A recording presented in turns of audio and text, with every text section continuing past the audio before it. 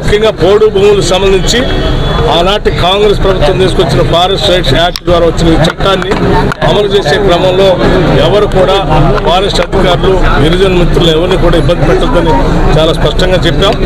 మేము మరొక అంశాన్ని కూడా ఈ సందర్భంగా మా దృష్టికి మధ్యాహ్న భోజనం వంట చేసేటువంటి వాళ్ళ సమస్యల్ని, అట్లాగే హాస్టల్స్లో వంట చేసేటువంటి వాళ్ళ సమస్యల్ని, ఇతరత్ర స్కిల్ డెవలప్మెంట్ కోసం విద్యార్థుల కోసం కావాల్సిన నిధుల గురించి ఇతరత్ర అనేక సమస్యలు దృష్టి తీసుకొచ్చారు. వాటి పరిష్కారంలో మార్గంగా ఇక్కడే ఇప్పటికిప్పుడే స్కిల్ డెవలప్మెంట్ కోసం ఏం చేయాలో చెప్పాం. మిగతా వైద్యానికి సంబంధించి ఆన్లైన్లో సూపర్ స్పెషలిస్ట్ డాక్టర్లు హైదరాబాద్ నుంచి ఇక్కడ ఉన్నటువంటి ప్రైమరీ హెల్త్ సెంటర్స్ కానీ 100 బెడెడ్ హాస్పిటల్స్తో కనెక్ట్ చేసుకొని ఇక్కడ ఉన్న పేషెంట్స్తో హైదరాబాద్లో ఉన్నటువంటి మిమ్స్ కూడా వీడియో కాన్ఫరెన్స్ ద్వారా వాళ్ళతో మాట్లాడి టెస్టులు చూసి వాళ్ళకి స్పెషలైజ్డ్ ట్రీట్మెంట్ తీసుకోవడం కోసం కావాల్సిన వ్యవస్థను కూడా ఏర్పాటు చేయమని చెప్పాం. అట్లాగే ఐటీడీ సమావేశాలు ప్రతి 3 నెలలకు ఒకసారి తప్పనిసరిగా జరిగేటట్టుగా చూడమని చెప్పాం. ఇది ప్రధానమంత్రి. రెండో అతి ముఖ్యమైన విషయం ఏంటంటే గత కొన్ని నెలలుగా ఆశా వర్కర్స్కి, అంగన్వాడీ వర్కర్స్కి, ఏఎన్ఎంస్కి, వంట చేసే మహిళలకి, హాస్టల్లో వంట చేసే మహిళలకి జీతాలు రావట్లేదు. కొన్ని నెలలు కానీ ఇప్పుడే ఒక వ్యక్తి తీసుకొచ్చాం రిప్రజెంటేషన్ 18 నెలల నుంచి రావట్లేదు. మేము చాలా స్పష్టంగా ఈ వర్గాలకు సంబంధించినటువంటి వాళ్ళందరికీ ఏఎన్ఎంస్, ఆశా వర్కర్స్, మహిళలందరినీ కూడా మేము మహాలక్ష్మిలాగా చూస్తున్నాం.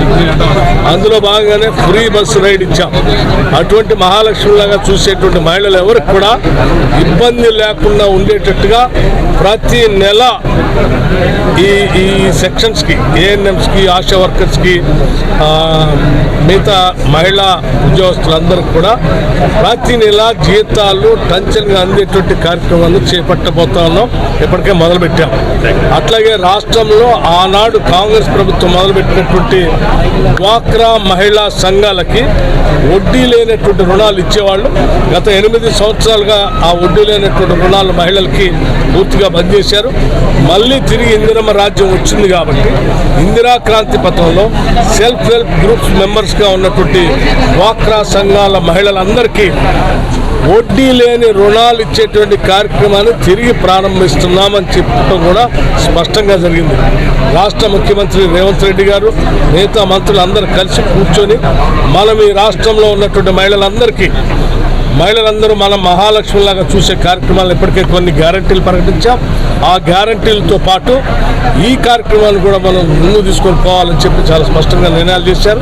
అందుకే రాష్ట్రంలో ఉన్నటువంటి సెల్ఫ్ హెల్ప్ గ్రూప్ మెంబర్స్ అందరికీ ఇదే భద్రాచలం శ్రీ సీతారామచంద్ర స్వామి దేవస్థానం నుంచి ఒక మంచి శుభవార్త చెప్పాలనేటువంటి ఆలోచనతో వడ్డీ లేని రుణాల్ని తిరిగి మహిళా సంఘాలకు మొత్తానికి ప్రారంభం చేయబోతా ఉన్నాం.